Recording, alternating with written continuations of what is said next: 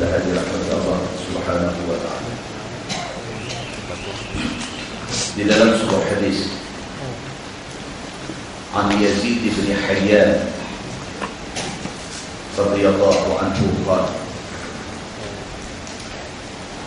intalaqtu ana wa Husayn bin Sabrah wa Umar bin Muslim ila Zaid bin Arqam falamma jalasna ilayhi qala lahu Husayn laqad laqita ya Zaid khairan katsira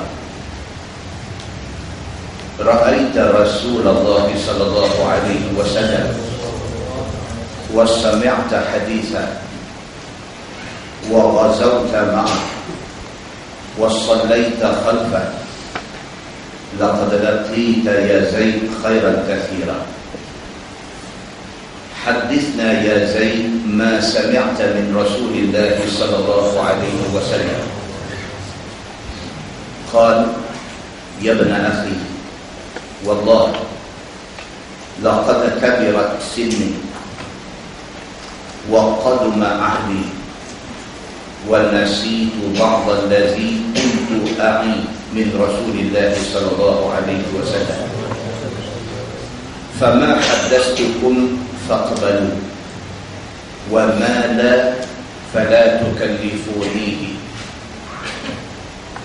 ثم قال قام رسول الله صلى الله عليه وسلم يوما فينا خطيبا بماء يدعى خمّا بين مكة والمدينة فحمد الله وأثنى عليه ووعظ وذكر ثم قال رسول الله صلى الله عليه وسلم أما بعد ألا أيها الناس فإنما أنا بشر يوشك أن يأتي رسول ربي فأجيبه وأنا تارك فيكم ثقلين أولهما كتاب الله فيه الهدى والنور فخذوا بكتاب الله واستمسكوا به فحث على كتاب الله ورغب فيه ثم قال رسول الله صلى الله عليه وسلم وأهل بيتي أذكركم الله في أهل بيتي أذكركم الله في أهل بيتي أذكركم الله في أهل بيتي فقال له حسين ومن أهل بيتي يا زيد أليس نساؤه من أهل بيته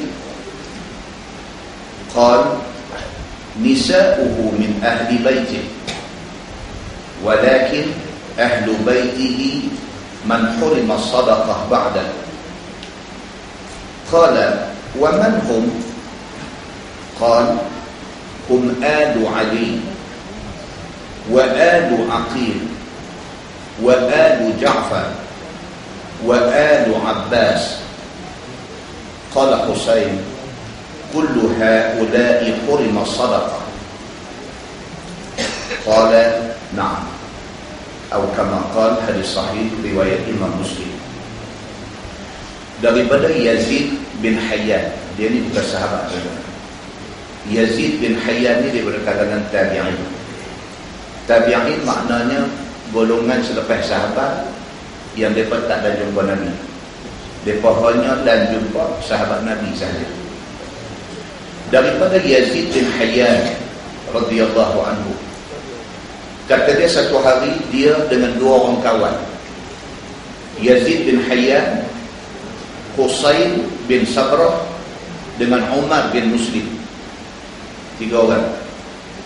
Dia pergi jumpa satu sahabat Nabi yang bernama Zaid bin Arqam radhiyallahu anhu. Ini kebiasaan tabi'in ni adalah golongan yang tak ada jumpa Nabi. So mereka ni akan sentiasa cari siapa sahabat Nabi yang masih hidup, mereka akan pergi jumpa. Apa cerita tentang Nabi, apa hadis daripada Nabi dan sebagainya, mereka akan ambil daripada sahabat Nabi yang masih hidup. Maka pada satu hari 3 orang ni, Yazid bin Hayyan, Husain bin Sabrah dengan Umar bin Muslim, dijumpa satu sahabat Nabi yang bernama Zaid bin Arqam. Bila sampai di rumah Zaid bin Arqam, Husain bin Sabrah ni dia kata laqad laqita ya Zaid khairan katsira. Dia kata dekat Zaid bin Arqam, sahabat Nabi ni, dia kata, Zaid, kamu satu orang yang untung banyak. Dia kata, laqad laqita ya Zaid khairan katsira. Dia kata, wahai Zaid, kamu sudah dapat kebaikan yang cukup banyak. Pasal apa? Pasal ra'aita Rasulullah sallallahu alaihi wasallam. Dia kata, pasal hang dan jumpa Nabi. Berbanding dengan kami ni, golongan tabi'in, tak pernah jumpa Nabi, tak pernah tengok pun rupa Nabi macam mana, tak pernah nampak pun kelakuan Nabi macam mana. Berbeza dengan hang, Zaid bin Arqam, sahabat Nabi, ra'aita Rasulullah sallallahu alaihi wasallam, mata hang pernah tengok Nabi. Kita tuan-tuan, kita tak pernah tengok Nabi. Dia duduk tengok tu lah, duduk gantung di dinding masjid, di dinding rumah Allah Muhammad. Habis kuat, Allah bagi rezeki kita lebih, kita sampai di Madinah, kita pergi buat haji, pergi buat umrah, sampai di depan makam Nabi. Boleh bagi salam dekat Nabi, Assalamualaikum ya Rasulullah, dekat tu ya. Lebih pada tu tak ada.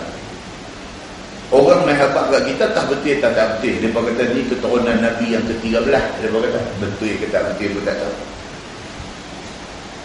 Nabi SAW tu rupa dia macam mana, ayak muka dia macam mana, janggut dia macam mana, panjang janggut dia ke mana, baju apa dia suka pakai, color apa yang menjadi kegemaran dia, makan dia macam mana, cara bercakap dia macam mana, ketokohan dia macam mana, tak pernah tengok. Secara live kita tak pernah tengok. Jangan kata kita yang jauh.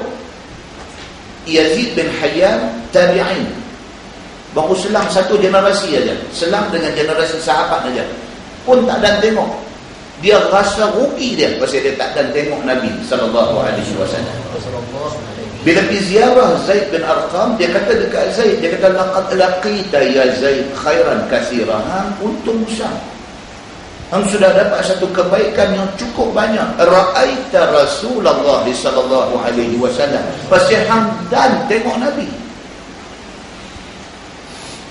Wa sami'ta hadisah. Hang dan dengar hadis Nabi. Dengar direct daripada main source, daripada sumber asal, daripada mulut Nabi sallallahu alaihi wasallam. Wa ghazawta ma'ah. Hang untung besar pasal hang berpeluang perang bersama dengan Nabi. Hang dapat peluang duduk dalam satu pasukan yang dipimpin oleh Nabi. Hang berpeluang bergaul hari-hari dengan Nabi. Wa sallaita khalfah. Hang untung pasal hang dan semayang belakang Nabi. Kalau kita hari ni tuan-tuan, tajuk kita insya-Allah tadi kita nak baca cerita pasal qunut. Ya. Qunut saja saya bagi 2 soalan pun tak sabarlah nak tunggu kuliah malam ni. Duk telefon tanya, duk SMS, saya tunggulah malam ni. Dah tak boleh bila ustaz duk apa kalau tu tak syok jadi naik semak pun pasal kami duk sembahyang subuh hari-hari. Ni masalah amin ni satu, masalah chorus ni satu. Dia kata ni amin ni jadi satu kuman dalam kepala. Telefon tanya tu SMS, no, malam ni. Kalau tidak malam ni tinggal dosa, dia dah tahu dah. Jadi tabi'in pergi jumpa Zaid bin Arqam, dia berkata dekat Zaid, hang untung besar, hang ni jauh beza dengan kami ni rugi pasal kami tak dan jumpa Nabi, kami tak dan nak semayang di belakang Nabi. Wa sallaita khalfahum, berpeluang semayang belakang Nabi, tengok Nabi semayang macam mana. Sebarang masalah, sebarang muskil, sebarang benda yang nak kena ada jawapan, boleh direct dijumpa Nabi, boleh tanya Nabi, jawapan on the spot. laqad laqita ya Zaid khairan katsira. Dia ulang lagi sekali, dia kata, Zaid, apa cerita pun hang untung berbanding dengan kami. Kata dia, hadithna ya Zaid ma sami'ta min Rasulillah sallallahu alaihi wasallam.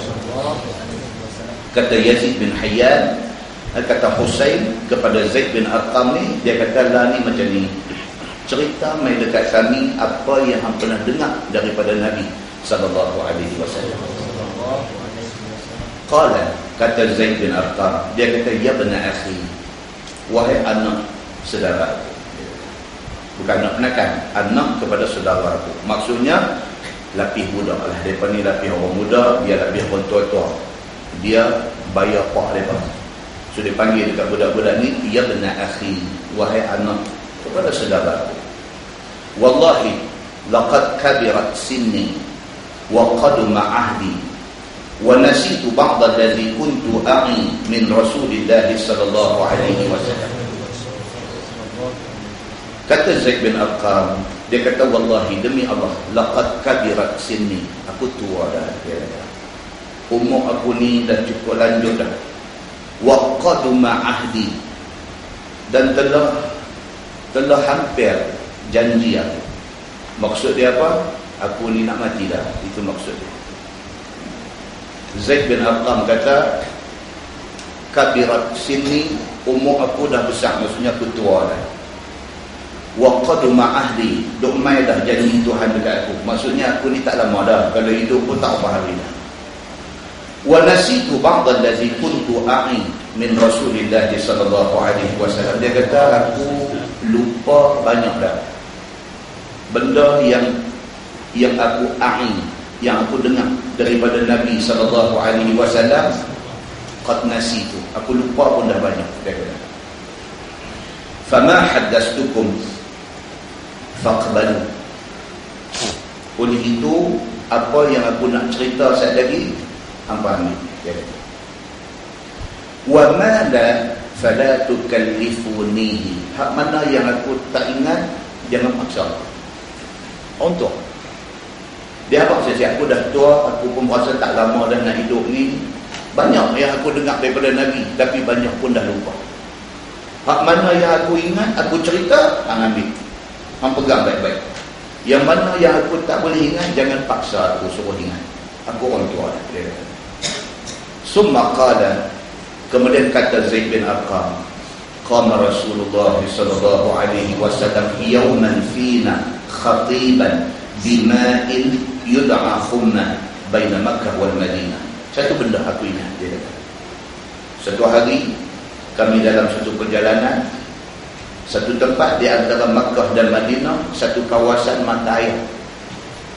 Satu kawasan mata air yang dipanggil Khum. Satu tempat di antara Makkah dan Madinah, kawasan itu ada mata air. Tempat itu dipanggil Khum. Kho, Mim, Khum, dia kata. Nabi SAW berdiri di situ, dia kata. Dan Nabi bagi khutbah kepada kami semua. Fahamidallah wa asna alaih. Macam biasa Nabi adab dia. Dia nak mula bercakap, fahamidallah, dia mesti mula dengan alhamdulillah. Alhamdulillahirabbil alamin wa bihi nasta'in. Nabi kok mana pun dia nak mula bercakap, dia akan mula dengan puji Allah. Bukan bercakap saja, surat pun, kalau sekiranya surat nak dihantar kepada pembesar negeri mana-mana, Nabi akan panggil penulis dia, tulis. Nabi akan suruh tulis dengan nama Allah yang Maha Pemurah lagi Maha Penyayang, Alhamdulillahirabbil alamin. Nabi mula dengan puji Allah Subhanahu wa taala. Dan perkara yang sama diguna pakai dalam semua keadaan. Sama ada kita nak bagi public speaking, kena mula dengan Alhamdulillahirabbil alamin. Walau majlis bercampur dengan orang kafir sekalipun, disuruh begitu. Hatta kepada khutbah nikah. Kita jadi pak, kita ada anak dara perempuan, orang main nak meminang anak kita. Dalam khutbah nikah tu, kita sebagai bapa, satu mesej kita kena bagi. Dalam khutbah itu, bapa ni mulakan dengan fahamidallah, puji Allah Subhanahu wa ta'ala. Lepas itu sekali dengan pesan, ni anak perempuan saya amanahkan dekat ni, jaga elok-elok. Macam mana saya jaga dia, macam mana saya didik dia, jaga baik-baik.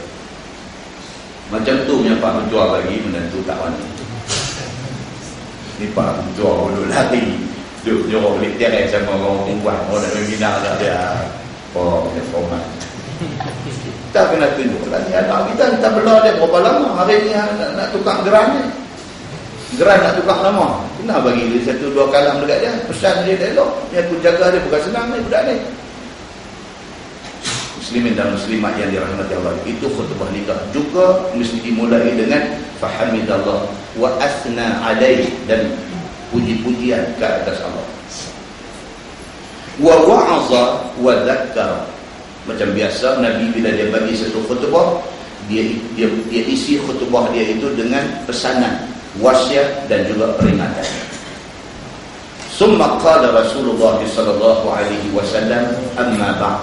Lepas itu Nabi habis dia puji Allah, dia semua amma ba'd. Sebab kita dengar khutbah Jumaat baik, kuliah pengajian baik, dia akan sebut puji-pujian kepada Allah. Last dia kata amma ba'd, ba'indal ba'd. Kalau buah baris dia jadi amma ba'du. Amma ba'd maksud dia adapun selepas daripada itu maksud dia. Itu format dia. Kalau budak-budak belajar bahasa Malaysia SPM, dia ada format surat resmi, surat apa, ini format bercakap. Itu yang ditunjuk, adab yang ditunjuk oleh Nabi SAW. Dalam khutbah di Khum ini, di tempat matahari di antara Mekah dan Madinah ini, Nabi kata, ala ayyuhan nas, ketahuilah wahai manusia, fa innama ana basharun. Nabi kata, aku manusia. Nabi kata, Nabi berdiri di depan sahabat-sahabat, Nabi bagi satu khutbah, dan dalam khutbah itu Nabi kata fa innama ana basharun. Aku orang biasa, aku manusia. Yushiku an ya'tiya rasulur rabbi. Nabi kata aku sudah tua dan hampir datang utusan Tuhan kepada aku. Maksud dia apa? Nabi rasa dia sudah dekat dengan wafatnya. Nabi kata aku sudah tua, dia kata, dan aku rasa yushik, sudah hampir sangat, an ya'tiya rasulur rabbi, akan mai kepada aku utusan Tuhan. Maksudnya malaikat maut.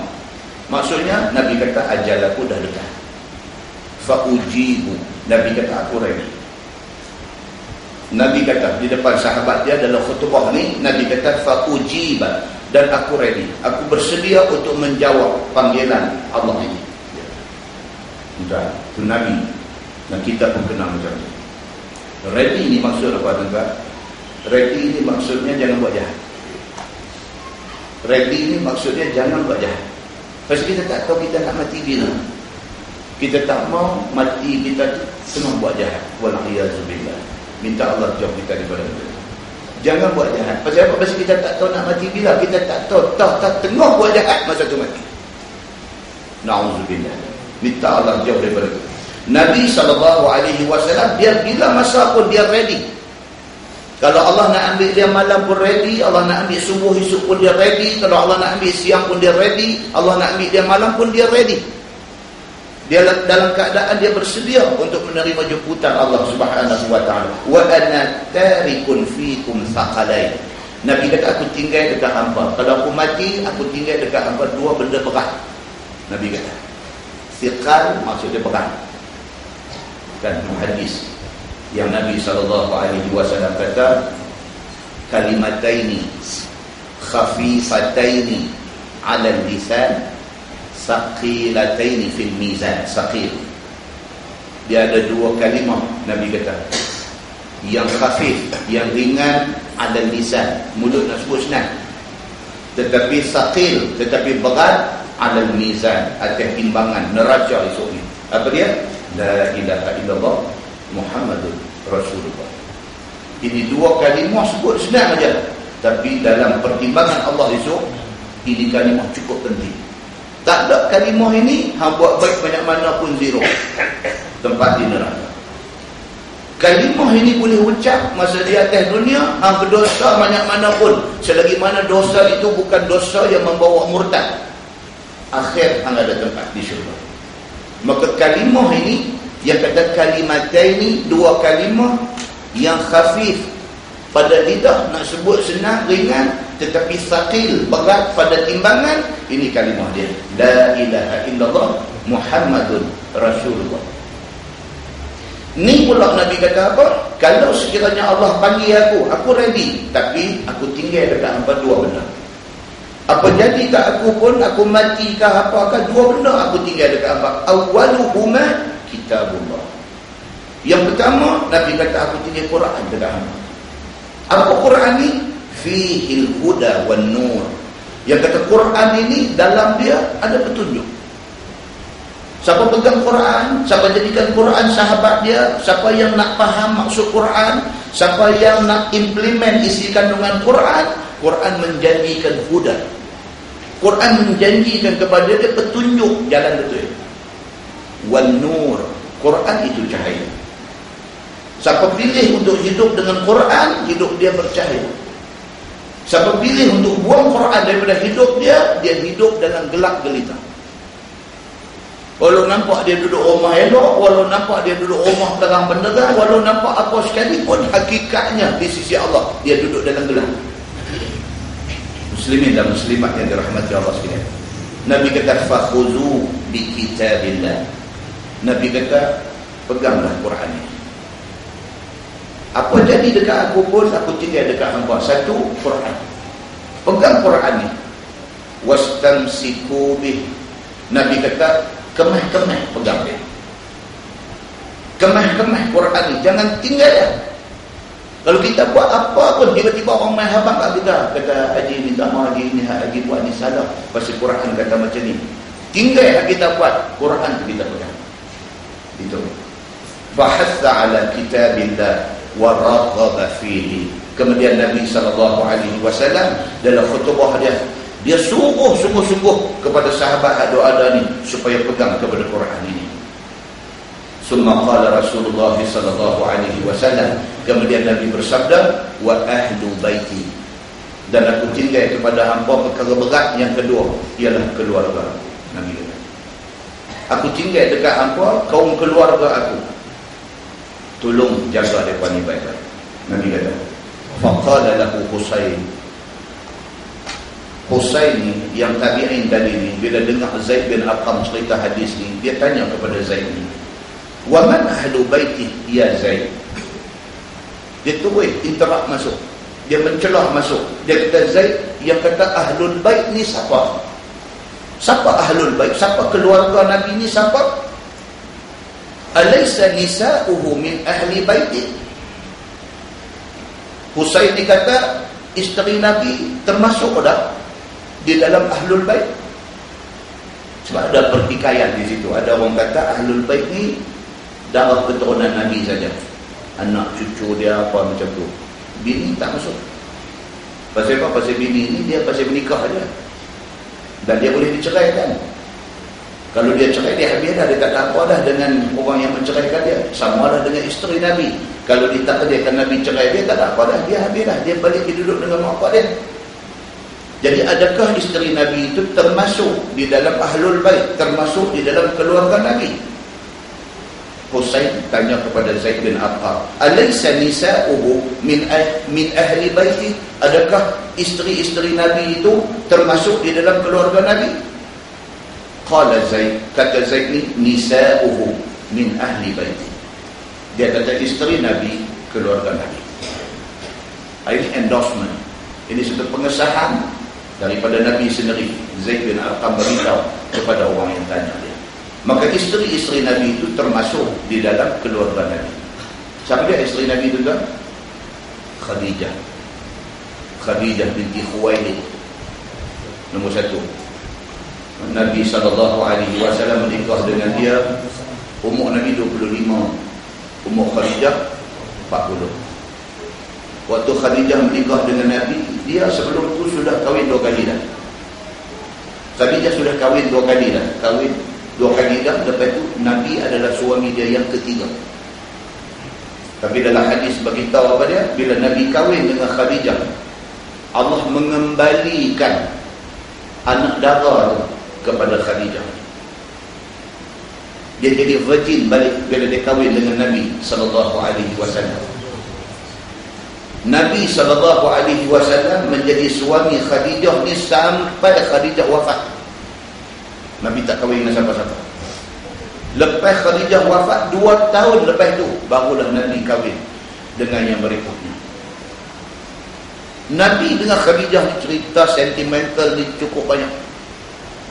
Sehingga kan Nabi marah sangat kepada siapa pun yang cuba nak mengencik-ngencikkan Khadijah ni. Kalau dalam hadis ni cerita popular orang kena marah ni siapa dia? Aisyah. Dia kena marah. Pasal apa? Pasal dia isteri Nabi yang anak dara dia seorang je. Hak lain semua janda. Isteri Nabi anak dara ni Aisyah seorang je. Menikah dengan Nabi pula muda sangat lagi. Jadi kerana faktor umur muda tu jadi banyak cerita dia ni. Bila Nabi SAW terlampau sangat tu ingat Khadijah ni, sampailah bila Nabi buat korban, Nabi pesan. Buat korban, Nabi pesan. Ni dia hantar dekat sekian-sekian rumah. Kerana itu keluarga Khadijah. Jadi Khadijah tu di hati Nabi. Aisyah ni ada sifat dia satu orang perempuan, yang kedua pula dia muda, yang ketiga pula banding dengan orang lain semua dia ni agak kebudak-budakan sikit dan sebagainya. Dia kata dekat Nabi, dia kata, ya Rasulullah, dia kata, apa hal ni, apa istimewa Khadijah ini? Dia kata, melainkan bagi saya, dia kata, Khadijah ini hanyalah satu wanita tua zaman lampau kau. Dia kata, ai kasar. Dia kata dekat Nabi, dan Nabi direkodkan. Dia kata dekat Nabi, dia kata, ya Rasulullah, apa istimewa Khadijah ni? Sampai tu asyik-asyik sebut Khadijah, teringat Khadijah, nak hantar dekat keluarga Khadijah. Dia kata apa? Kalau dalam bahasa hari ni, what so special? Kalau dia cakap orang putih masa tu. So what so special dengan Khadijah ni? Dia kata sampai tu sebut dia aja. Bagi aku, kata Aisyah, bagi aku Khadijah ni tidak lain melainkan satu wanita tua. Dia sebut luka hati Nabi, melainkan dia satu wanita tua zaman lampau engkau. Dia kata, dia kata lagi, tak cukup dengan tu, kata lagi Aisyah ni, dia kata, bukankah hari ni Allah sudah gantikan kepada engkau dengan isteri-isteri yang lebih baik? Dia kata, meletup, explode lah untuk ni, explode lah ni, apa ni? Dia kata, terus Nabi marah. Ni cerita dalam hadis. Nabi terus marah. Nabi kata, demi Allah, tidak akan ada isteri yang lebih baik daripada Khadijah. Nabi kata, demi Allah, Nabi kata, tidak akan ada seorang pun yang boleh ganti tempat Khadijah. Lepas itu Nabi ungkit habis lah. Waktu semua orang buat sakit aku, dialah yang mempertahankan aku. Waktu semua orang dustakan aku, dialah yang membenarkan aku. Waktu semua orang tolak aku, dia gembirakan aku dengan hartanya. Nabi lagi. Dan Nabi kata dekat Aisyah, wahai Aisyah, aku harap ini last angkat kata elok kepada Khadijah. Maka wajar tak wajar tuan Khadijah ini dimasukkan di dalam Ahlul Bait Nabi? Sangat wajar. Dan demikianlah seterusnya kita nak cerita isteri Nabi ini. Ada nama Saudah binti Zam'ah, ada nama Aisyah, ada nama Hafsah, ada nama Zainab binti Jahshin, ada nama Zainab binti Khuzaimah. Zainab ada 2 orang. Maka mereka ni isteri-isteri Nabi ini, kata Zaid bin Arqam, daripada Ahlul Bait, daripada ahli keluarga Nabi sallallahu alaihi wasallam. Kemudian kata Zaid lagi, dia kata, walakin ahlu baiti man hurima sadaqah ba'da. Bukan isteri sahaja, bahkan ahli keluarga Nabi ialah orang-orang yang tak boleh ambil sedekah. Zakat mereka tak boleh ambil, sedekah mereka tak boleh ambil, mereka hanya boleh terima hadiah. Pasal apa? Pasal nak jaga kemuliaan keturunan Nabi sallallahu alaihi wasallam. Qala Husain, wa man hum? Husain bin Sabrah ni, dia tanya Zaid bin Arqam. Dia kata, siapa dia ni? Keluarga Nabi yang tak boleh ambil sedekah, yang tak boleh ambil zakat ni, siapa mereka ni? Qala, kata Zaid, hum alu Ali. Yang pertama, keluarga Ali. Sayyidina Ali bin Abi Talib, anak dia Hasan, Husain, apa semua keturunan itu keluarga Sayyidina Ali itu Ahlul Bait. Dia kata, wa alu Aqil wa alu Ja'far. Aqil dengan Ja'far ni 2 beradik, mereka ni abang Sayyidina Ali. Ini dua-dua ni anak kepada Abu Talib. Sayyidina Ali, Aqil, Ja'far, ini semua anak Sayyidina Ali. Mereka ini keluarga Nabi. Wa alu Abbas, keluarga Abbas. Abbas ni siapa? Uncle Nabi. Pak Nabi nama apa? Abdullah. Pak penakan siapa? Al-Abbas. Seorang lagi siapa? Abu Talib, bapa Sayyidina Ali. Jadi wa alu Abbas, keluarga Abbas. Ini semua keluarga Nabi. Qala Husain, kullu haula'i hurima sadaqah. Oleh kata jadi mereka ni semua diharamkan daripada ambil sedekah, zakat dan sebagainya. Qala Zaid, na'am. Dia kata, ya. Mereka ni keluarga Nabi, mereka ahlul bait, mereka ini tak boleh ambil zakat ataupun sedekah. Apa nama yang orang tu buat tahlil apa semua kan?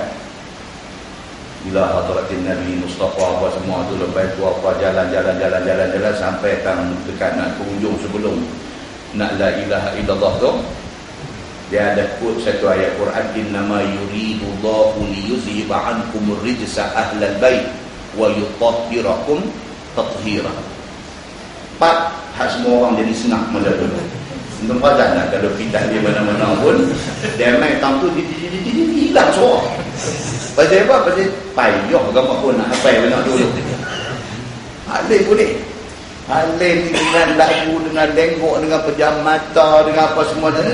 Sampai tang innama yuridullahu liyudhiba ankumur rijsa ahlal bait wa yutahhirakum tathira. Sampai tang tu dia slow. Tinggal tekong aja orang tu dah tu.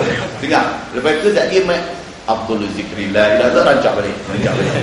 Hatta haslok tu itu ayat 33 surah Al-Ahzab. Itu ayat Quran.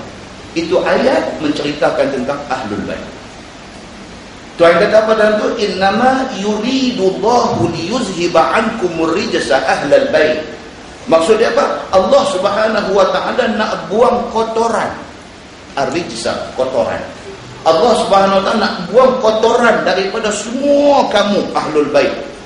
Wa yutahhirakum tathira.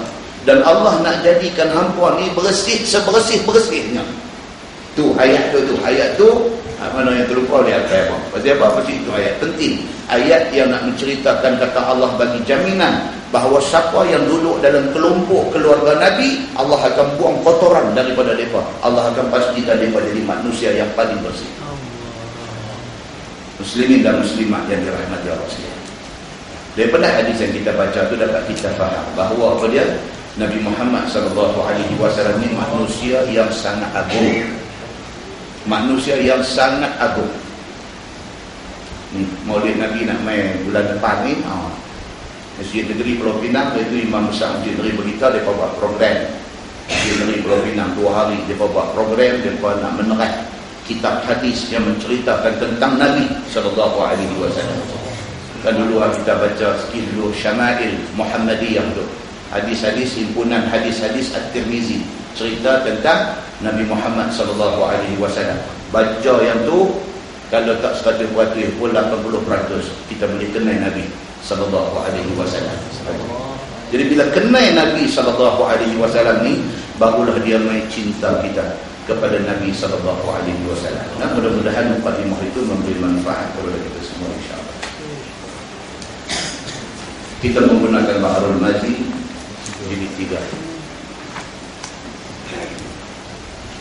Muka surat 108, muka surat 108, bab fil qunut fi salatil fajri, fil qunut fi salatil fajri.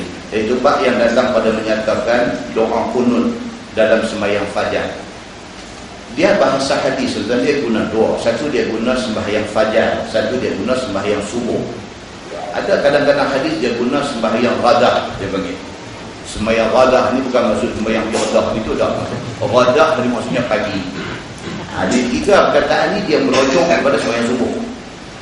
Itu sebab ada orang pernah dia confuse, dia tanya saya, dia kata Ustaz tu sebut kata sembahyang qabliyah subuh 2 rakaat tu, kata Nabi kata lebih baik daripada dunia wa ma fiha, daripada dunia dan isinya. Saya kata betul, memang hadis itu hadis sahih. Tak, bukan, dia kata dah sembahyang qabliyah subuh dengan sembahyang sunat fajar ni macam mana, hak mana nak buat dulu, dia kata. Yang tu kosakan. Sebab apa? Sebab qabliyah subuh tu lah sunat fajar. Kan? Sembahyang qabliyah subuh itulah sembahyang sunat fajar. Sama, dia dua nama macam kita orang kampung kan. Nama dia betul apa nama Ismail. Tapi orang dah panggil Jeff. Nama Mei, tapi panggil Jeff. Jadi orang yang kenal dia Mei, bila ada orang main doa abang Jeff, dia pening lah. Jeff mana? Dia kata dia babak ni duduk rumah nombor sikit kan. Tu Mei, dia kata. Dia kata dah Jeff, aduh pegang doa tu. Mei tu lah Jeff. Jadi qabliyah subuh tu lah sunat fajar. 2 rakaat sebelum daripada sembahyang subuh, Nabi kata apa? Khairun minad dunya wa ma fiha. Nilai sembahyang 2 rakaat sebelum subuh itu, nilai dia lebih besar daripada dunia dan segala benda yang ada dalam dunia. Kita kata kalau benda yang ada dalam dunia ni petrol ni berharga lah ni, dia jauh lebih mahal daripada petrol. 2 rakaat aja qabliyah subuh. Begitu janji yang dijanjikan oleh Nabi SAW di dalam hadis dia. Jadi bila dia kata bab yang datang pada menyatakan kunut, doa kunut pada sembahyang fajar, maksudnya sembahyang subuh. Kunut dalam sembahyang subuh adalah zaman Nabi SAW memperbuat kunut pada sembahyang subuh. Adakah zaman Nabi SAW memperbuat kunut pada sembahyang subuh? Itu satu soalan yang sangat kontroversial. Dan zaman lah ni orang lebih celek ilmu.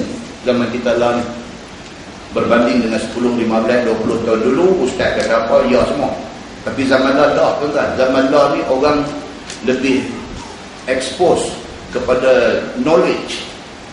Jadi zaman lah ni ustaz kata itu satu bab. Dia nak tanya lagi, ustaz ada hadis ke? Ini orang lah ni. Pasal apa? Pasal masyarakat hari ni lebih terdedah kepada ilmu. Dia nak dengar yang original punya. Dia nak dengar yang betul punya. Dia tak mau dengar cerita-cerita ni, dia tak mau dengar. Dia ada hadis kan? Dia tanya. Yang mana itu yang sepatutnya. Kita hari ni sepatutnya kena macam tu. Kita zaman, kita taklid buta, patutnya kena tinggal tepi dah. Pasal apa? Pasal Allah bagi dekat kita hari ni, Allah bagi kita otak kita, pemikiran kita, teknologi yang ada di keliling kita. Kita boleh search, kita boleh surf internet, mencari ilmu ni tanpa sempadan. Dalam keadaan yang macam ni, kita tak boleh nak kurung diri kita di dalam satu amalan, dalam satu pegangan taklid buta. Dia bagi, angkat apa, aku percaya, aku ikut. Tak mau dah. Zaman lah kita nak yang lebih informatif, yang lebih bermaklumat. Okey, kalau kita bercakap tentang kunut dalam sembahyang subuh, ini soalan. Ini kitab ni ditulis 70 tahun dulu dah. Ni Syekh Idris Al-Marbawi yang tulis kitab Bahrul Mazi ni, dia tulis kitab ni 60 tahun lebih dah dulu, dekat 70 tahun dah. Dia adalah tokoh Ma'al Hijrah yang pertama di Malaysia. Apabila Malaysia memperkenalkan anugerah tokoh Ma'al Hijrah, dia adalah tokoh Ma'al Hijrah yang pertama di peringkat kebangsaan. Dia asal orang Lubuk Merabah, Perak. Asal orang Lubuk Merabah, itu panggil Marbawi, itu daripada Merabah. Kan? Kita orang boleh lah cari satu apa ujung makhluk kan. Al-Likomi ke apa kan. Cari juga satu gantung di ujung bagi nampak kasar sikit kan. Kalau nak buh lah, kalau buh tengok puasa lagu macam Geli Geleman tak sabuh kan. Kalau buh nampak dia matching elok, tak apa, putih lah, tak ada apa kan. Jadi Syekh Idris Al-Marbawi ni adik sebenar dia asal daripada Lubuk Merabah kan. Macam Imam Ismail bin Muhammad dipanggil dia Al-Bukhari. Pasal apa? Kampung dia Bukhara. Ambil itu bubuh di ujung jadi Bukhari. Sampai hari ni kalau sebut kata Imam Ismail bin Muhammad tak kenal. Bila sebut kata Imam Bukhari, okey tak. Nampak dia lebih popular dengan gelaran itu daripada nama batang tubuh dia sendiri. So Syekh Idris Al-Marbawi tulis kitab ni dekat 70 tahun dulu. dia bagi satu soalan yang kontroversial sampai hari ini. Benda ni masih menjadi kontroversi. Dia kata apa? Dia kata, adakah zaman Nabi SAW buat kunut dalam sembahyang subuh? Dia kata. Itu soalan dia. Maka dengan hadis yang dikeluarkan oleh Imam At-Tirmizi ini, dapatlah kita tahu. Kata dia, Anil Bara' bin Azib, anna Nabi SAW kana yaqnutu fi salati subh wal maghrib. Itu hadis dia. Diriwayatkan daripada Al-Bara'. Dia baca dia Al-Bara', jangan baca Al-Barra'. Dia tak ada syaddah itu. Al-Bara' bin Azib, iaitu satu daripada sahabat Nabi SAW. Kata dia adalah ia, yakni Nabi SAW baca kunut di dalam sembahyang subuh dan maghrib. Itu hadis dia. Sekali lagi saya akan go through hadis-hadis yang ada, yang diambil daripada 9 kitab hadis. Daripada Bukhari, Muslim, Abu Daud, Ibnu Majah, At-Tirmizi, An-Nasai, Ad-Darimi, Musnad Imam Ahmad dan Muwatta Imam Malik. Kita akan tengok 9 ni. Dia panggil Kutubus Tis'ah. Dia panggil kitab 9 kitab hadis ni. Apa yang direkodkan tentang kunut ni? Saya akan go terus pindah lalu lagi supaya kita overview isu kunut ini. Baik, diriwayatkan daripada Al-Bara' bin Azib, iaitu seorang sahabat Nabi SAW. Kata dia adalah Nabi SAW membaca kunut di dalam sembahyang subuh dan sembahyang maghrib. Begitu. Kata At-Tirmizi, dan pada bab ini ada riwayat daripada Ali dan Anas dan Abi Hurairah dan Ibni Abbas dan lain-lain lagi. Dan tengok sebelah. Masalah dia kata kunut apa hukumnya? Kita baca dulu apa hadis itu. Kata At-Tirmizi, dan telah bersalah-salahan ahlul ilmi. Ahlul ilmi itu maksud ulama-ulama. Mereka ni ahli ilmu. Telah berbeza pendapat alim ulama tentang kunut dalam sembahyang fajar, dalam sembahyang subuh. Maka memikir setengah daripada ahlul ilmi, daripada sahabat-sahabat Nabi SAW dan lain daripada mereka itu akan kunut pada sembahyang subuh, dan itu adalah pendapat yang dipegang oleh Imam Malik dan Imam Syafi'i. 4 mazhab yang ulum, Abu Hanifah, Malik, Syafi'i dengan Ahmad bin Hanbal. Daripada 4 mazhab besar ni, 2 mazhab buat kunut sembahyang subuh. Mazhab apa? Malik dengan Syafi'i. Malik tu guru Imam Syafi'i. Okey. Jadi Malik dengan Syafi'i, dua ni mereka memutuskan kata sunat baca kunut di dalam sembahyang subuh. Baik. Dan kata Imam Ahmad bin Hanbal, ini mazhab Mekah Madinah. Mekah Madinah mazhab mereka Hanbali. Orang duduk kata Wahhabi. Hanbali. Mekah Madinah Saudi ni dia mengisytiharkan mazhab negara dia ialah mazhab Hanbali. Kan? Jadi Imam Ahmad bin Hanbal dia kata tiada kunut dalam sembahyang subuh. Itu pendapat Imam Ahmad bin Hanbal. Maka kerana tu tuan-tuan pergi Mekah, Madinah buat haji, buat umrah, tak ada kunut. Tak ada kunut. Bahkan bagi mereka bangkit daripada rokok tu dalam keadaan yang cidal itu rukun panjang bagi mereka. Itu sebab di sana di Mekah, Madinah dia sami Allahu liman hamidah, dia agak lama. Sebab bagi mereka itu rukun panjang. Bagi Imam Syafi'i yang cidal itu rukun pendek. Itu sebab mereka bila sami Allahu liman hamidah dia agak lama. Jadi adalah orang-orang Malaysia ni dia mengambil kesempatan atas lamanya yang cidal itu, dia duduk pulung-pulung. Kan? Dia duduk pulung-pulung. Dia duduk puasa macam dia tak buat kunut, macam tak sembahyang subuh bagi dia. Dia duduk puasa lagu tu. Ini pun satu penyakit juga ada. Dia pergi di tanah kan. Tu imam tak baca, dia duduk pulung baca orang dia. Masalah. Baik. Dia kata bahawasanya kunut itu disunatkan pada kata Imam Malik dan Syafi'i sunat kunut dalam sembahyang subuh. Dan kata Imam Ahmad bin Hanbal dan Ishaq tiada kunut dalam sembahyang subuh, melainkan waktu turun bala kepada orang Islam. Ini yang dikatakan kunut nazilah. Sekali lagi saya akan bawa tuan-tuan sepintas lalu baca hadis-hadis ni macam mana timbul isu kunut ini. Baik. Maka apabila turun bala kepada orang Islam, maka bagi imam bahawa mendoa ia bagi tentera Islam. Bila ada bala kena orang Islam, kena sembelih, di Afghanistan ke, di Palestin ke, di mana-mana ke, dengar kata ada orang Islam sudah kena bakang hidup-hidup di India ke apa ke semua. Bila sampai berita tu dekat kita, disunatkan kita kunut, bukan dalam subuh saja, dalam sembahyang fardu. Baik subuh, zuhur, asar, maghrib, isya, disunatkan kunut pada rakaat penghafif selepas bangkit daripada rukuk. Itu dipanggil kunut nazilah. Kata Imam Nawawi, bermula mazhab Syafi'i rahimahullah ta'ala, bahwasanya kunut itu disunatkan pada sembahyang subuh selama-lama. Itu mazhab Syafi'i dan juga Malik. Dia tulis kunci, kata kunut ni selama-lama.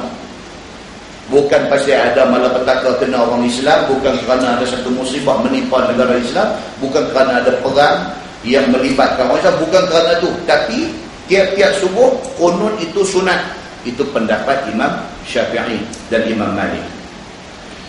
Dan ada pun lain daripada subuh, maka bagi Syafi'i 3 qaul. Bermula yang sahih lagi masyhur, bahawasanya kalau turun bala seperti seteru ataupun kemarau ataupun kena hawa dan sebagainya, dahaga dan mudarat zahir pada muslimin dan sebagainya, maka ketika itulah baru kunut. Imam Syafi'i kata kalau sekiranya ada bala, barulah kunut nazilah ni semua semayang.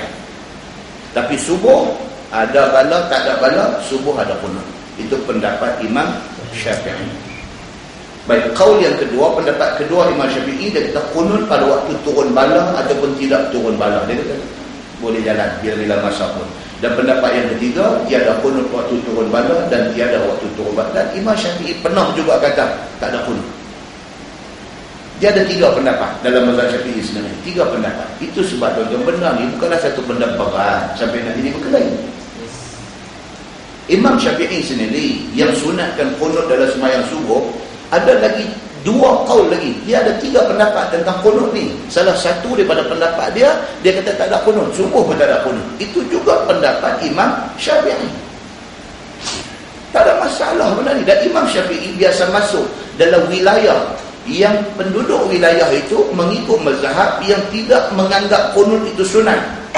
Bila Imam Syafi'i pergi, mereka nampak dia sebagai satu imam besar, mereka tolak dia suruh jadi imam kepada wilayah yang tak baca kunut dalam sembahyang subuh. Ketika dia ditolak menjadi imam, dia drop kunut.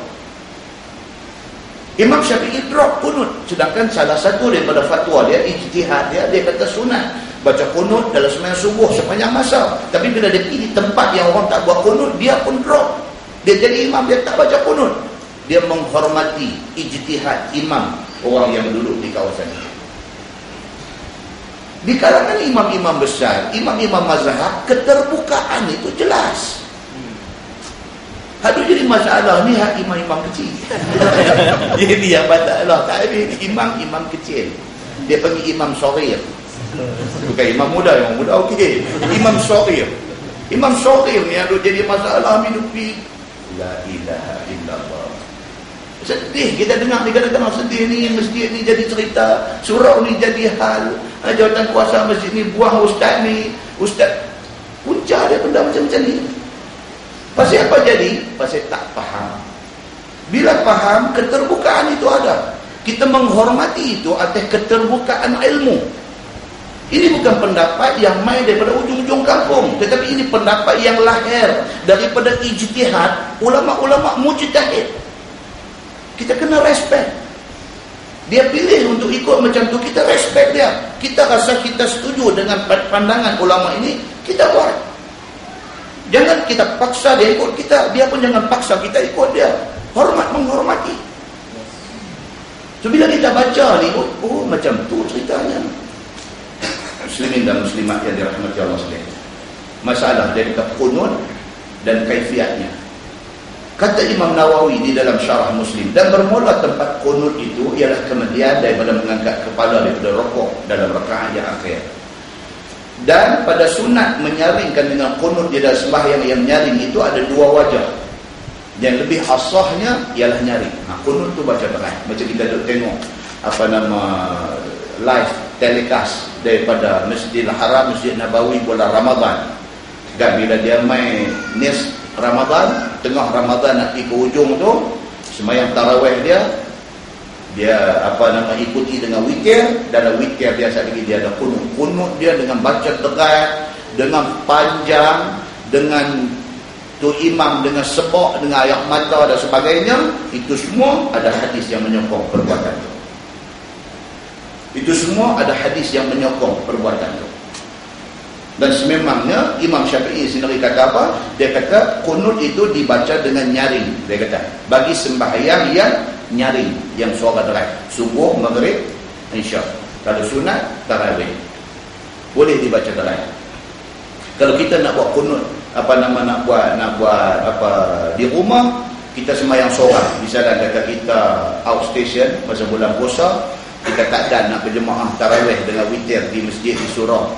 Kita duduk travel, kita sampai di rumah dah pukul 9 lebih. So kita buat tarawih sendiri kita ke, semayang dengan isteri kita ke apa ke. Bila naik kunut di dalam semayang witir, kita nak baca pelan pun boleh, kita nak baca derai pun boleh. Semayang seorang tak payahlah dua ke derai-derai ni, jiran sebelah dulu nampak tarik tudung tingkap pergi mata sebelah itu, tengok ni awal. Jangan ada sampai bagi orang jadi susah hati dengan kita. Jadi dia kata itu tengok keadaan dia macam mana. Macam bulan lepas habis kuliah, ada sahabat kita tanya di bawah tu. Dia kata, ustaz, dia tanya ni, kalau orang perempuan semayang dengan orang perempuan, orang perempuan semayang dengan orang perempuan, imam perempuan, makmum perempuan, untuk semayang subuh, maghrib dengan isyak, imam nak baca doa atau baca belah? Ya, itu soalan yang menarik juga. Dan ramai pun orang pun tak nak tahu benda ni. Dan ramai pun tak tahu, dia belah suka hati dia, ikut dia, kan? Jadi dia macam mana betul? Orang perempuan jadi imam kepada jemaah perempuan, baca belah. Walaupun subuh, walaupun maghrib, walaupun isyak, walaupun imam tu pernah jadi jualan musyawarah. Dia jadi imam kepada orang perempuan, dia kena baca belah. Itu tak video, tuan-tuan. Contoh buka pula dalam hadis cerita tentang perempuan berjemaah sama perempuan ni. Kedudukan imam waktu semayang dengan sama-sama perempuan ni, kedudukan imam dia macam mana kalau dalam hadis? Kedudukan imam dia tak macam kedudukan imam dalam jemaah lelaki-lelaki. Kalau dalam hadis dia kata apa? Dia kata duduk satu saf. Imam duduk satu saf dengan makmum. Cuma dalam perbahasan fiqh, dalam menguraikan hadis tu, dia kata apa? Imam dikehendaki terkehadapan tumit daripada tumit makmum. Just nak tunjuk ada beza imam dengan makmum, terkehadapan tumit aja, bukan duduk depan macam mana imam lelaki-lelaki tu. Dia duduk dalam satu saf tapi dia depan sikit. Pasal apa? Pasal balik kepada masalah tadi, pasal imam perempuan kepada jemaah perempuan dia baca pelan. Jadi kalau dia duduk jauh sangat, takut lost, tak dengar dia punya perpindahan rukun sembahyang dan sebagainya. Ini aspek-aspek yang melibatkan nas, hadis dan juga perbahasan fiqh yang kita kena tahu. Bila kita tak tahu, sahabat yang tanya apa bulan lepas habis kuliah duk tanya apa, dia kata saya confused, saya mula-mula dia kata saya apa jadi imam sembahyang anak-anak perempuan, dia kata saya baca pelan. Lepas tu pergi mengaji dekat satu ustazah mana kau, ustazah tu kata tak boleh, kena baca pelan. Kita dah buat lama dah baca pelan, tak apa dah buat pelan pula. Lepas tu dia pergi sembahyang di masjid UIA, dia kata pergi sembahyang di masjid UIA, ada satu jemaah budak-budak perempuan sembahyang, dia kata dia jadi imam tu baca pelan, kau dah jadi confused balik pula. Dia kata dia mana satu betul. Nampak tuan-tuan? Nabi kata apa? Nabi kata taraktu fikum amrain. Aku tinggal dekat hamba dua benda. Ma in tamassaktum bihima lan tadillu abada. Apa pegang dua benda ni, apa tak sesat, apa tak confuse, apa tak ini kelang kabut dah. Apa dia? Kitab Allah wa sunnatan Nabi. Quran dengan hadis Nabi. Hadis Nabi dah bagi tahu kaifiat dia. Jangan dimacam-macamkan benda tu. Nas kata macam tu, ikut macam tu. Okey. Bila kita kreatif, kita nak mereka, kita nak, dia jadi jalan kabut. Ini ajaran Islam, dia punya trust dia itu. Apa dia?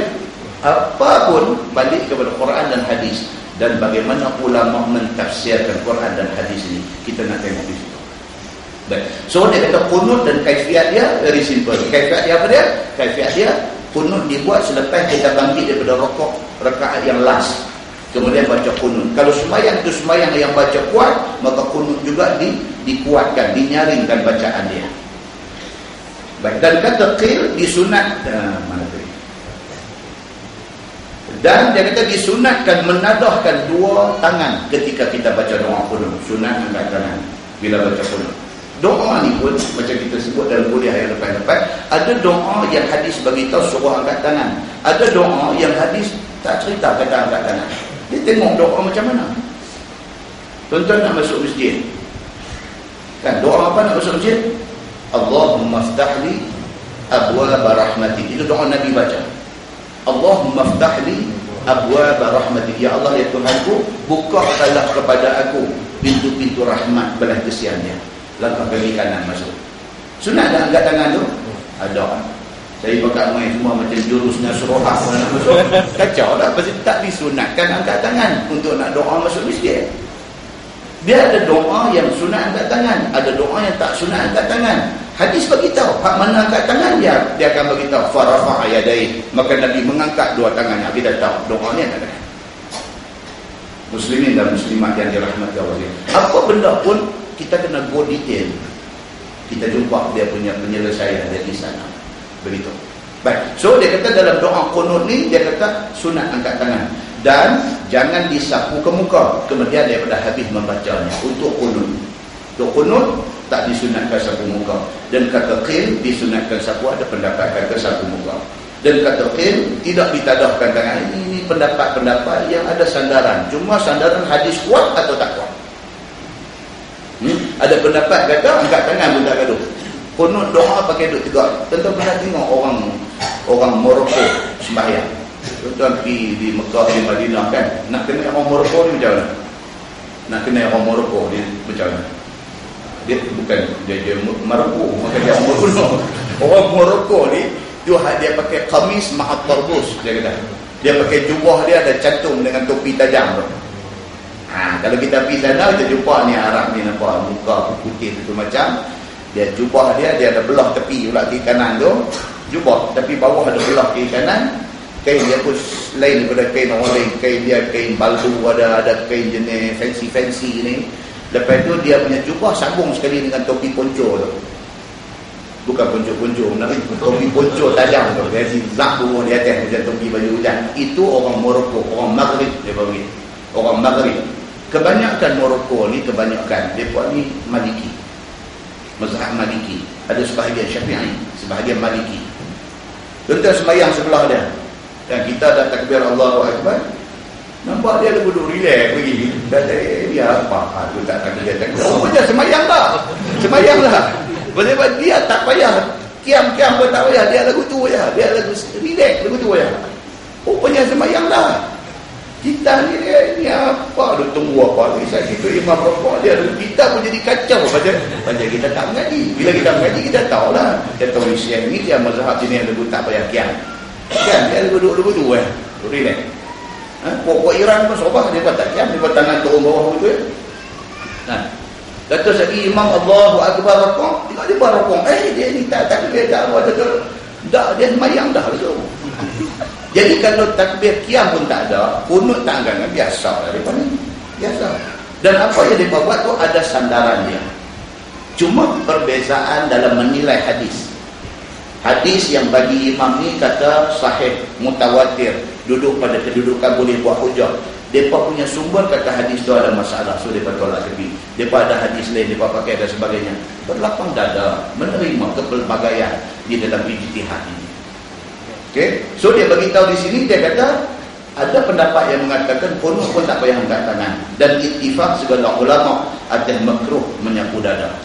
Kan ada orang dia kadang-kadang dia bila habis doa tu sapu habis ni sampai main habis siku kat kopi lagu dulu pergi sampai ada macam tu ada. Bila yang Nabi buat macam tu? Nabi ada buat macam tu. Tapi bila yang Nabi buat macam tu? Bila? Waktu nak tidur. Hadis Nabi dia bila nak tidur, sampai dah Nabi sakit kuat, sakit yang nak membawa wafat. Aisyah tolong dia pegang tangan Nabi, angkat buah di muka juga, minta Nabi baca. Nabi baca apa? 3 qul.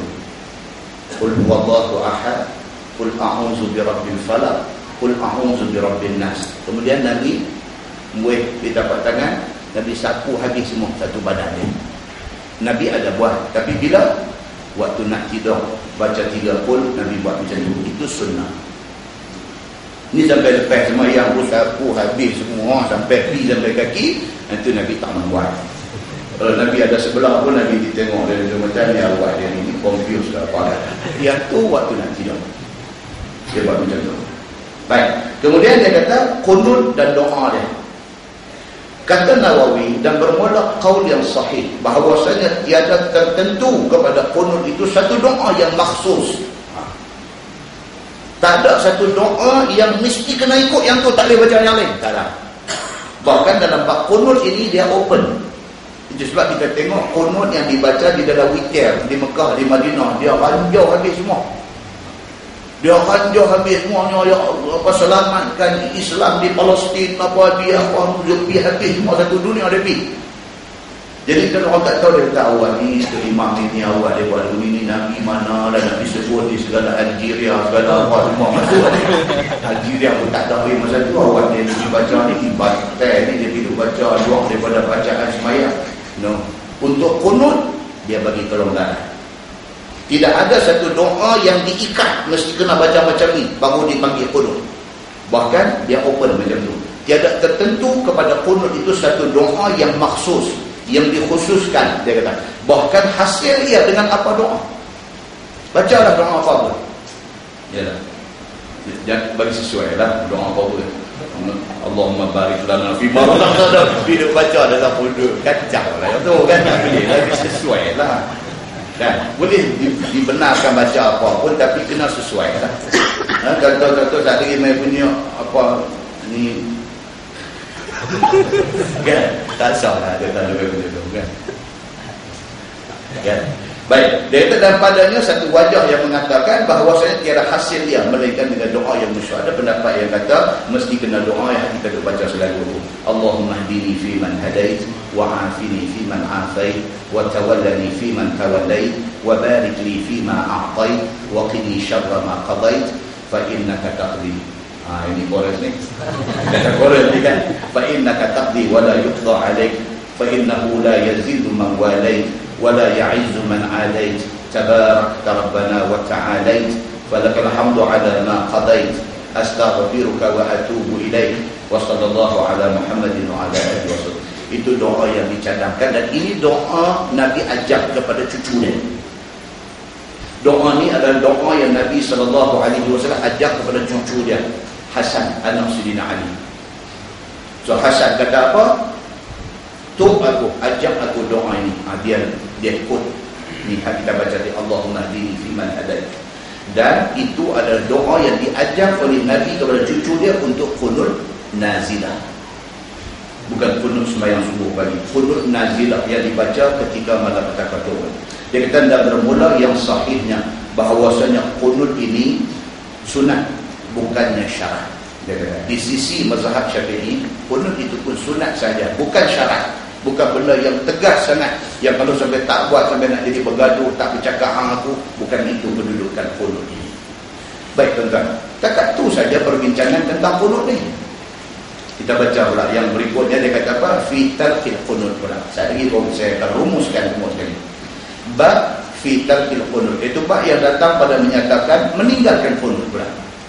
Tadi dia apa kata Imam Syafi'i kata sunat qunut ini sepanjang-panjang masa dalam sembahyang subuh. Ni pula dia nak kata fi tarkil qunut. Baik. Telah datang hadis yang menunjukkan qunut itu bukanlah sentiasa dibaca akan dia pada zaman Nabi sallallahu alaihi wasallam. Dia kata zaman Nabi sallallahu alaihi wasallam qunut ni bukan kata Nabi baca sampai tiap pagi, dia kata. Iaitu hadis yang dikeluarkan oleh Imam At-Tirmizi. Kata dia an Abi Malik Al-Ashja'i radhiyallahu anhu qala qultu li abi, diriwayatkan daripada Malik Al-Ashja'i, kata dia berkata aku kepada bapa aku kerana nak tanya dia tentang masalah qunut yang dibuat orang selama-lamanya di dalam sembahyang subuh. Dia ni Malik Al-Ashja'i, dia tanya pak dia kata ayah nak tanya ayah ni zaman kita ni sembahyang subuh tiap-tiap pagi baca qunut.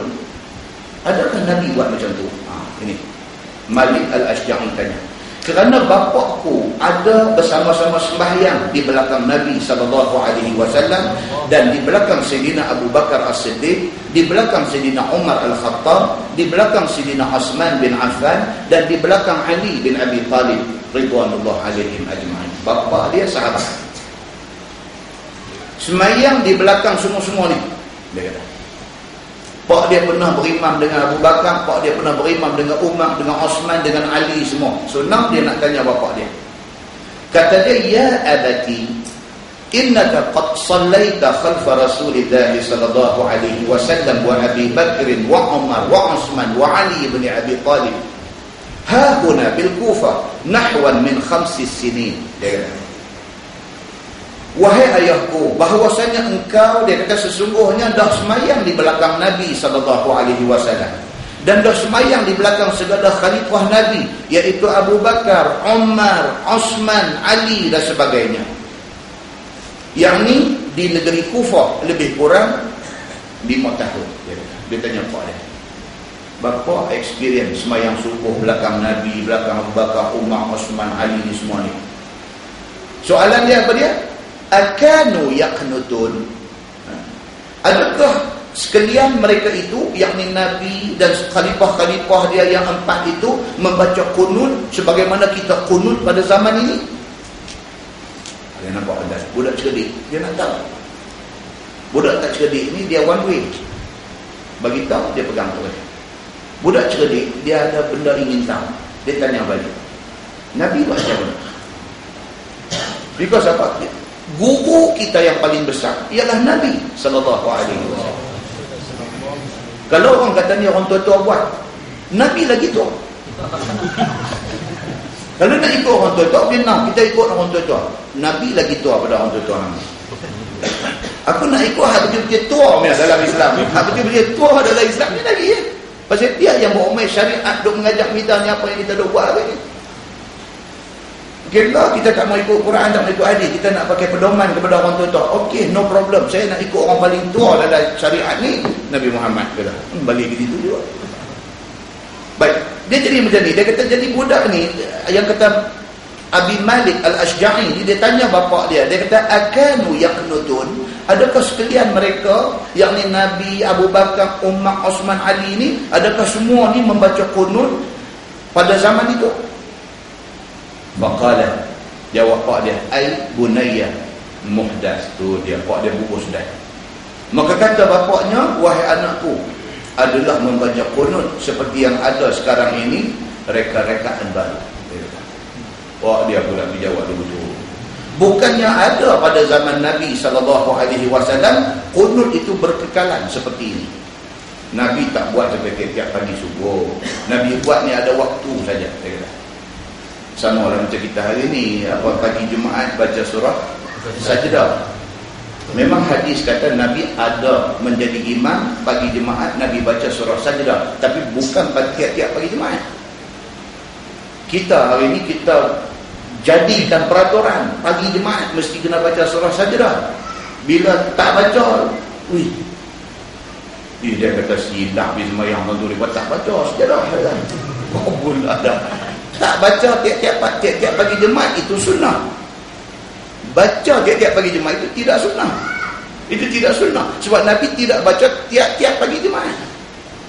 Once a while, sebulan Nabi ambil sekali. Sekali itu pun tak tentu bila. Tengoklah bila-bila. Tapi Nabi doa ambil pagi Jumaat untuk baca surah Sajdah. Tapi tidak tiap-tiap pagi Jumaat. Itu kenapa? Baik, jadi kalau orang tanya, jadi ustaz, kalau kita buat tiap-tiap pagi Jumaat, itu salah ke? Tak salah. Buat tu tak ada masalah. Tapi menganggap kata kalau tak buat pagi Jumaat, tak buat surah Sajdah, itu salah. Itu salah. Dah faham tak ayat tu? Ayat tu nampak macam mengelirukan kan? Baik. Tetapi kejadian yang demikian ini iaitu semenjak khalifah-khalifahnya sahaja, kata bapa kepada Malik Al-Ashja'i. Maka kita menurut khalifah-khalifah Nabi yang Rasyidin atas membaca qunut tiap-tiap subuh itu. Kerana sabda Nabi SAW, alaikum bisunnati wa sunnati khulafa'ir rasyidin min ba'di abdu bil anajis. Lazimkan olehmu dengan jalan segala khalifah ar-rasyidin yang kemudian daripada aku. Nabi kata, dah aku tak ada esok, tinggal khalifah ar-rasyidin Abu Bakar, Umar, Osman, Ali. Kalau mereka buat apa-apa, ikut mereka. Pasal apa? Pasal dalam hadis lain Nabi kata khulafah ar-rasyidin al-mahdiyyin. Nabi sebut macam tu. Kita tengok hadis yang sama dalam Sahih Muslim misalnya, dia buat main macam tu, khulafah ar-rasyidin al-mahdiyyin, khalifah-khalifah ar-rasyidin al-mahdiyyin yang mendapat hidayah Allah. Makna mereka ni sudah di-endorse oleh Nabi sebagai betul. Kalau ikut mereka tak silap. Itu sebab apa tarawih, apa buat 20 apa semua ni dibuat oleh Ubay bin Ka'ab atas perintah khalifah pada zaman itu. Ubay bin Ka'ab dia buat 20 rakaat. Dan pada masa yang kemudian tu Imam Malik bila orang tanya dia, macam mana kita di Madinah, Imam Malik dia Imam Madinah, macam mana kita di Madinah ni kita nak buat tarawih berapa rakaat? Pasal Mekah dia buat 20, tak masuk witir 20.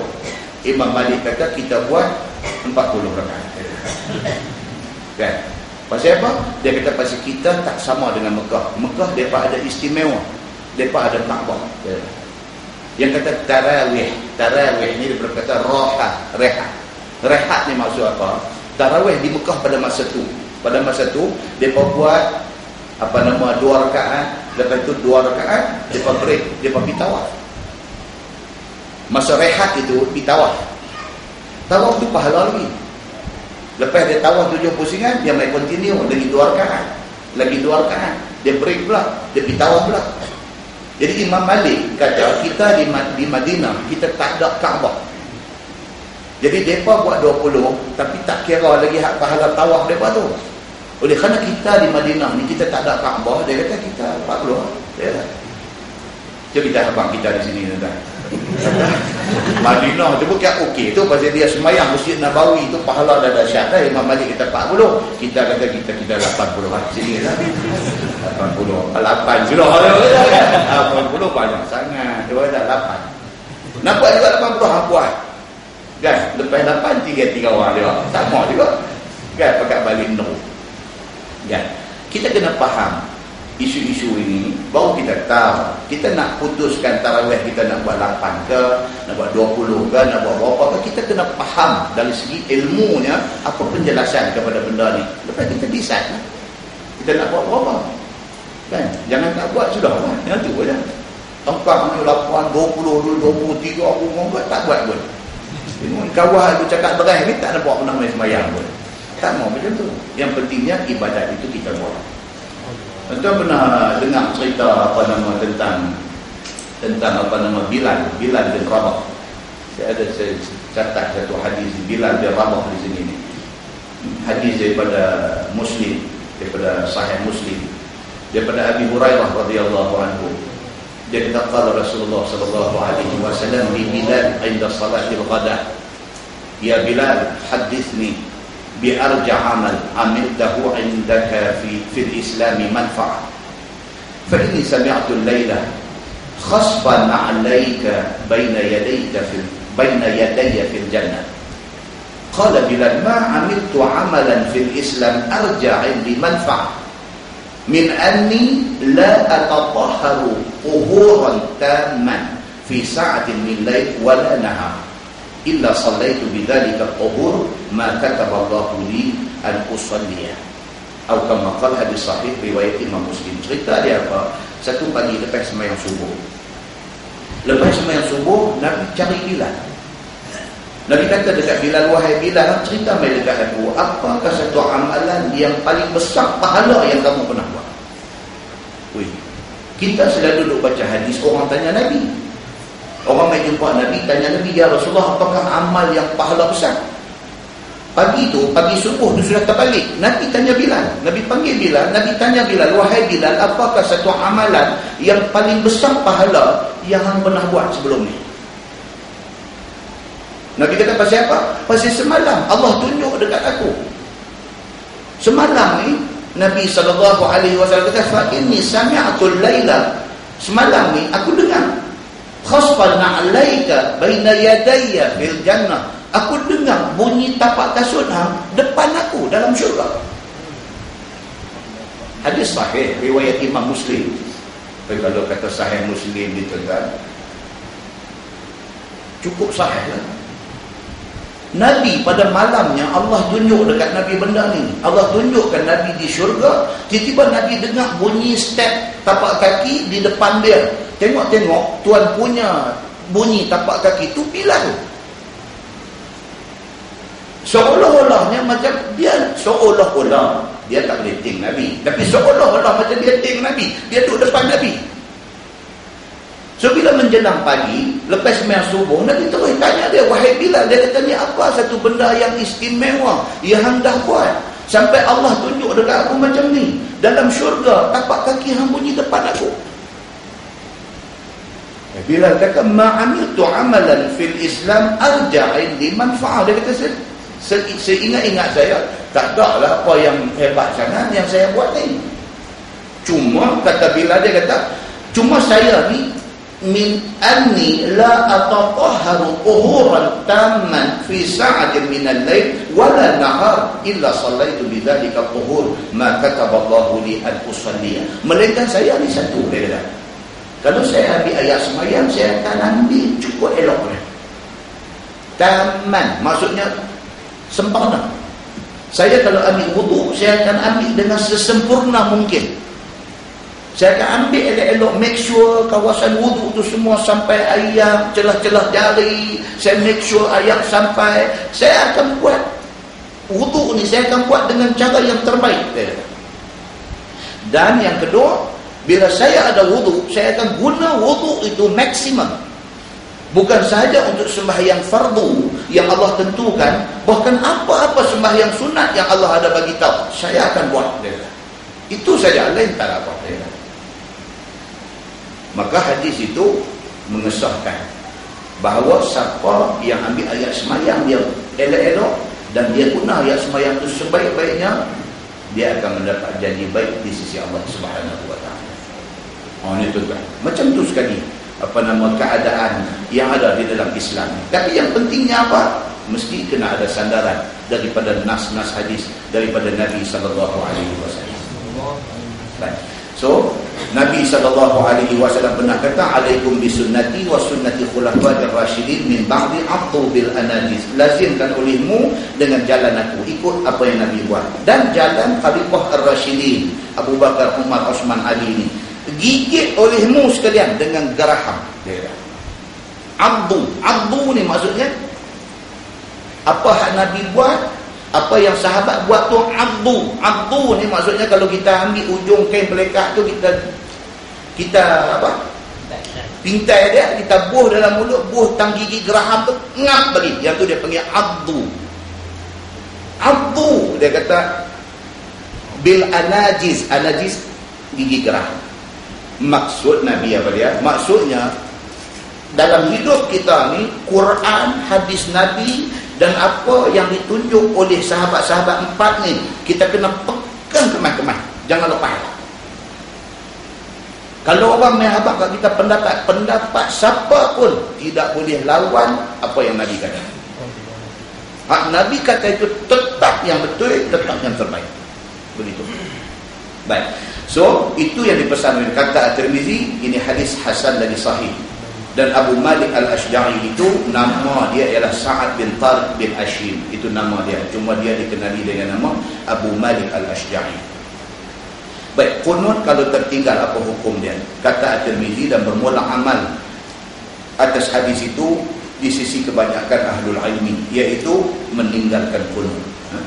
Ulama-ulama kata tak ada masalah pun kalau tinggal qunut ini.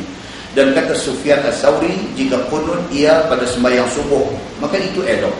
Sufyan As-Sawri ni dia mazhab dia tuan-tuan, tapi dia mazhab kecil. Kalau tuan-tuan baca tentang sejarah perkembangan mazhab dalam Islam, Sufyan As-Sawri mewakili satu mazhab. Dia mewakili satu mazhab, tetapi dia mazhab yang kecil, yang tak diterima secara meluas. Tapi dia ada satu ulama mujtahid yang mengeluarkan ijtihad yang bermacam-macam. Itu sebab bila kita baca banyak kitab, quote dia ni memang orang tak tinggal. Dan berkata Sufyan Ats-Tsauri. Pasal apa? Pasal dia bukan calon-calon orang betul. Dia boleh stand sebagai imam mazhab. Dia ulama mujtahid. Baik. So apa kata Sufyan Ats-Tsauri? Jika kunut dia pada sembahyang subuh, maka itu elok.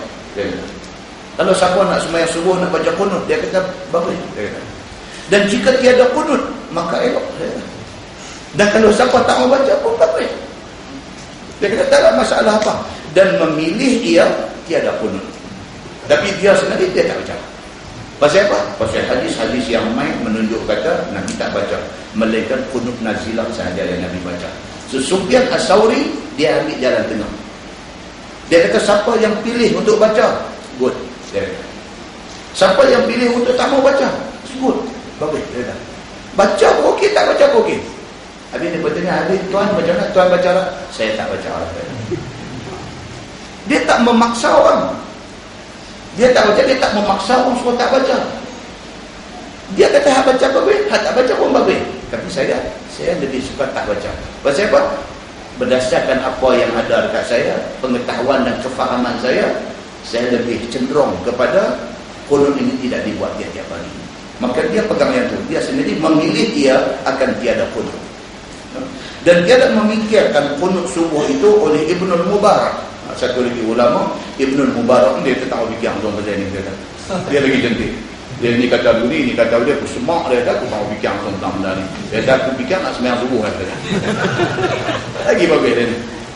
Dan kata Imam Nawawi di dalam Syarah Muslim, Imam Nawawi dia mazhab Syafi'i. Okay.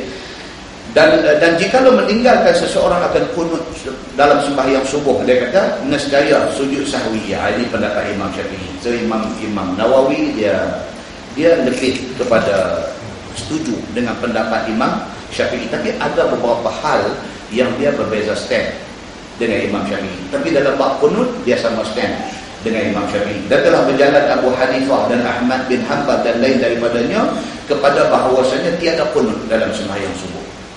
Mazhab Hanafi, Hambali, semua dia tak kunut.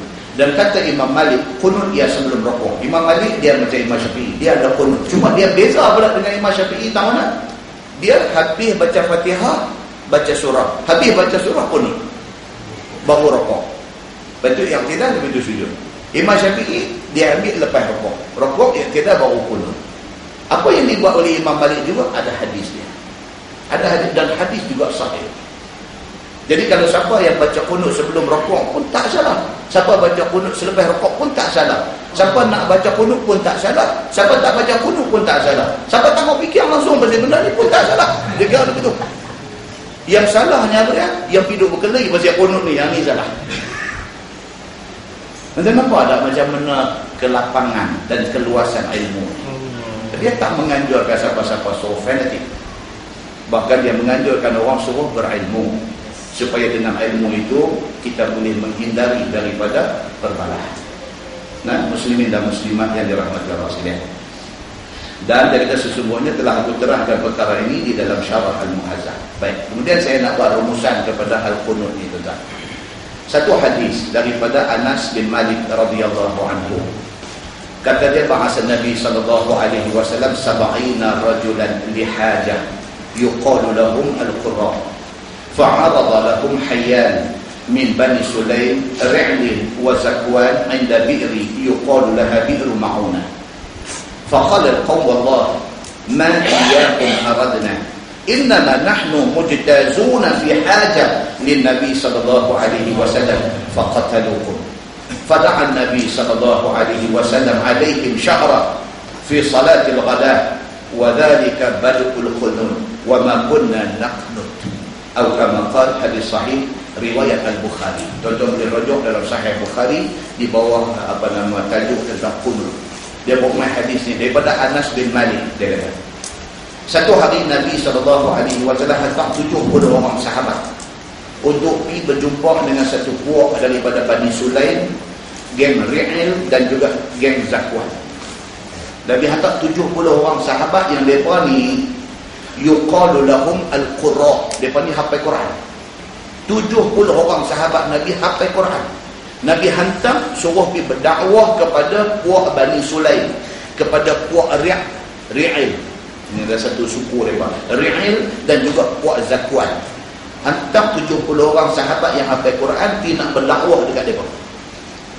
Bila sampai sahaja 70 orang sahabat yang Nabi hantar ni sampai di satu tempat yang bernama Bi'ru Ma'unah. Geng ni sudah tahan 70 orang sahabat Nabi hafal Quran ni, mereka tahan. Bila mereka tahan, mereka kata wallahi ma iyyakum aradna. Ni yang kata gangster kampung dusun. Dia tahan sahabat Nabi yang hafal Quran 70 orang. Dia kata wallahi demi Allah ma iyyakum aradna.